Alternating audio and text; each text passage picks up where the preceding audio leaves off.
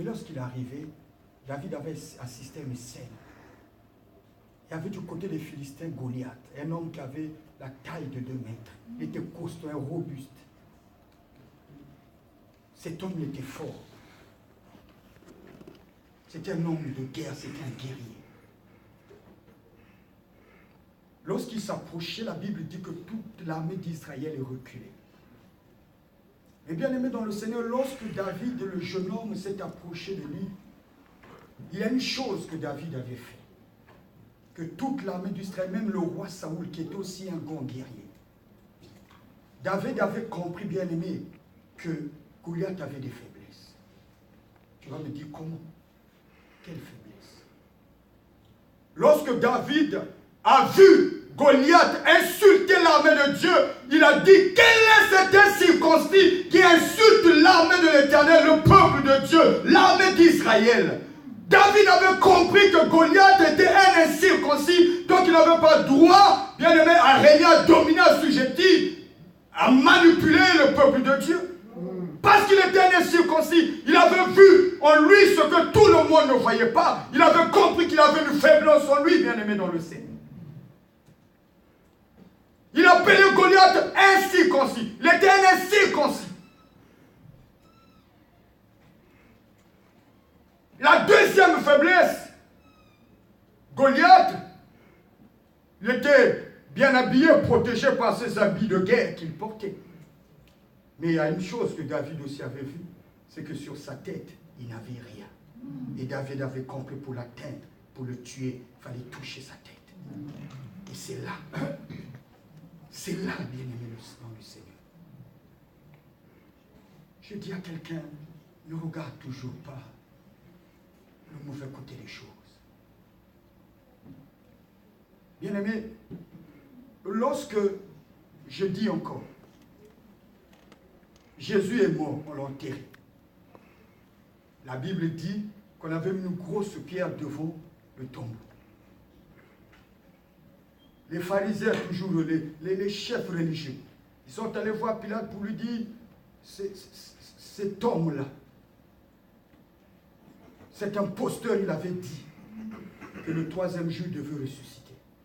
Donc donne les gardes, mets les gardes tout autour pour que ses disciples, ses adeptes ne viennent pas voler le corps et qu'ils disent qu'il est ressuscité. Bien aimé, il y avait des gardes tout autour de son tombeau. Il y avait une grosse pierre devant le tombeau.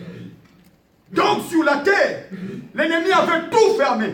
Mais il y a une chose qu'il avait oublié de faire, c'était de fermer le ciel. Parce que la Bible dit que Dieu avait fait descendre un ange pour venir dérouler la pierre.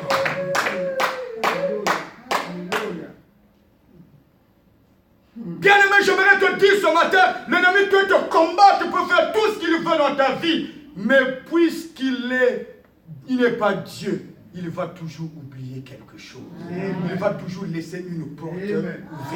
Et c'est cette porte-là, bien-aimé, qui t'aidera, qui te servira à sortir de la situation que tu es en train de vivre, à rentrer dans la promesse de Dieu.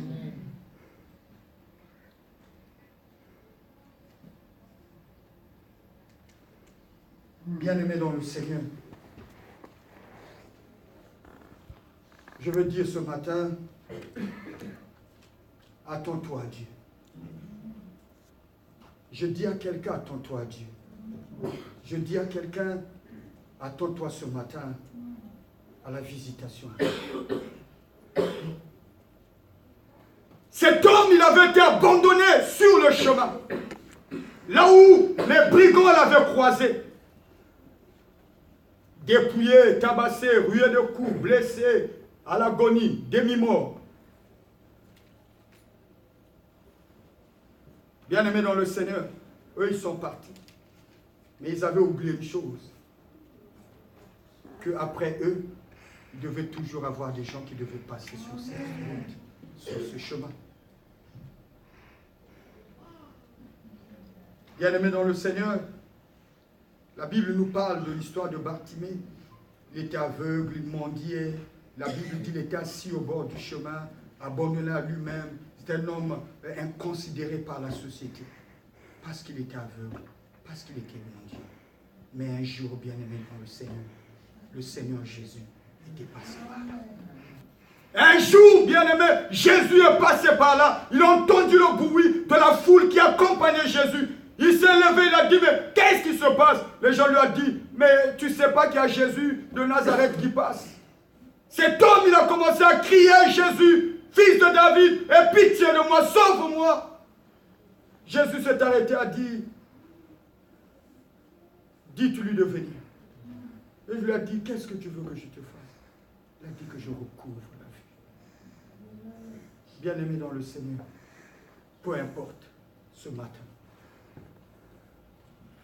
peu importe ce que tu traverses, peu importe ta situation, peu importe ce que tu es en train de vivre. Mais puisque tu es vivant, peu importe ce que les hommes peuvent dire de toi, même si tu es un homme abandonné à toi-même, abandonné au bord du chemin, tu es inconsidéré. Mais la Bible dit que notre Seigneur Jésus, il est le chemin, la vérité et la vie. Il est le chemin, la vérité et la vie, bien-aimé dans le Seigneur. La vie lui appartient, puisque tu es agonisant, puisque tu respires encore. Ce qui est sûr, Dieu va te ramener à la vie. Dieu va te donner la vie.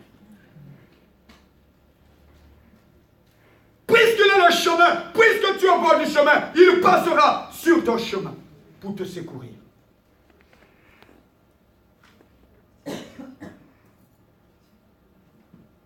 Jean 14, 6. Je suis le chemin, la vérité et la vie. Je dis à quelqu'un bien-aimé, à toi, à Dieu ce matin. Amen. Cet homme, il avait rencontré 3 catégories de personnes. Les brigands,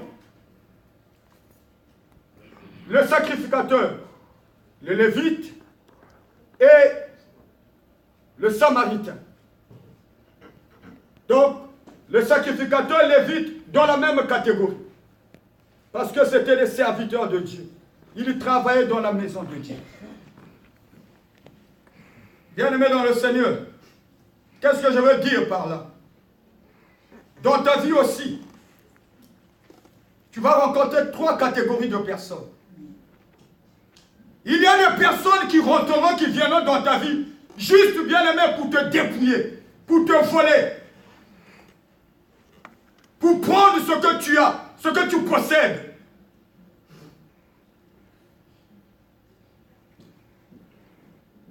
Bien-aimé, parfois il faut que tu regardes ta vie, tu observes ta vie, regarde même à tes relations. Pose-toi parfois des questions. La personne avec laquelle je vis, la personne avec laquelle je suis, est-ce que depuis qu'on est ensemble, est-ce que ma vie a-t-elle avancé? Est-ce que ma vie a-t-elle changé? Il y a des gens bien-aimés qui viendront dans ta vie juste pour te tout piller, pour te prendre tout, pour te dépouiller. Ce sont les brigands bien-aimés dans le Seigneur. Une relation à sens unique. Il n'y a que toi qui donnes. Il n'y a que toi qui donnes. Au retour, rien.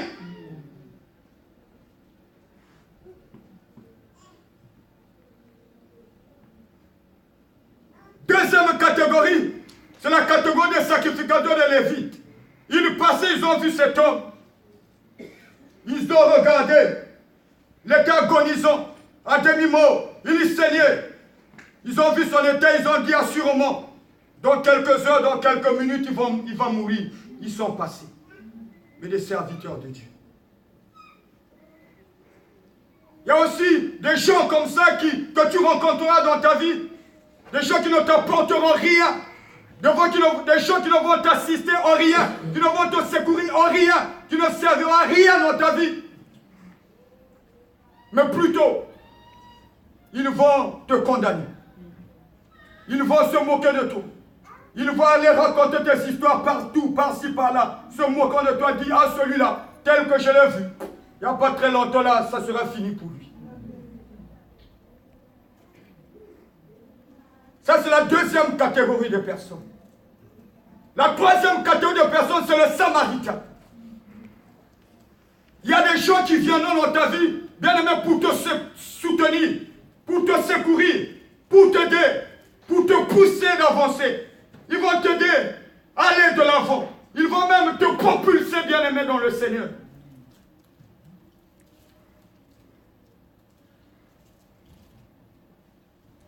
C'est le Samaritain.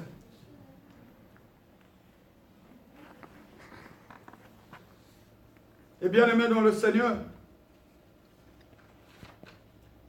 j'aimerais te donner un conseil ce matin. Ne t'attends jamais aux hommes. N'attends rien des hommes. Attends-toi à Dieu. Attends-toi à Dieu. Cet homme, le Samaritain, il arrivait.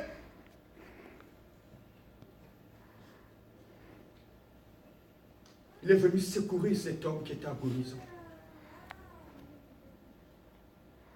Cet homme qui était dans un piteux état. Dans un état critique. Cet homme que les sacrificateurs, les Lévites avaient dit que bientôt il va mourir. Laissons-le là. Attends-toi à Dieu, bien-aimé, ne t'attends pas aux hommes. Ni même à moi qui te prêche ce mot. N'attends rien de moi, ne t'attends pas à moi, parce que je ne suis qu'un homme. Même le pasteur, ne t'attends rien de lui, ce n'est qu'un homme, il a ses faiblesses, il a ses limites. Mais attends-toi, bien-aimé, à Dieu. David, bien-aimé, il passait des moments difficiles. Il était combattu par-ci, par-là. Mais dans le psaume 121, il a dit, je lève mes yeux vers les montagnes, d'où me vient le secours? Le secours me vient de l'Éternel qui a fait les cieux et la terre. Dis-toi qui ne dors et qui ne sommeille, toi qui gardes Israël.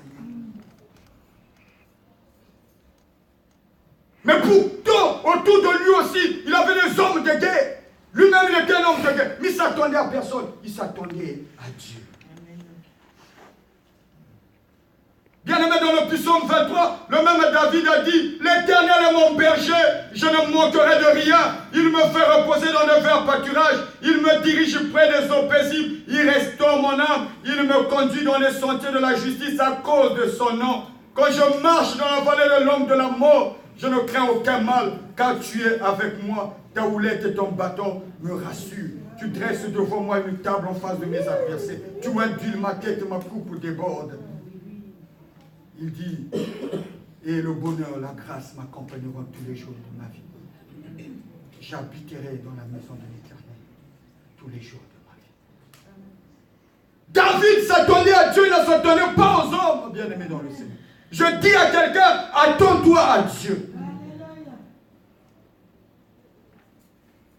Le Jésus que tu es venu rencontrer, adorer, il est le bon Samaritain.